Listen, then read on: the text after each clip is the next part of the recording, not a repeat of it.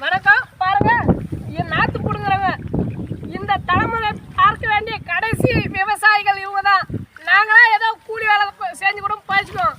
ஆனால் இந்த உலகத்தில் இது போல விவசாயிகள், அதாவது இந்த நாற்று எடுக்கிற விவசாயிகள் இல்லைன்னா இந்த உலகத்தில் சோறுனே ஒன்று பார்க்க முடியாது.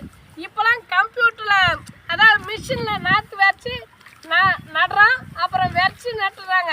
ஆனால் இது போல் பிடிங்கி நட்டால் தான் நல்ல மகசூல் கிடைக்கும்.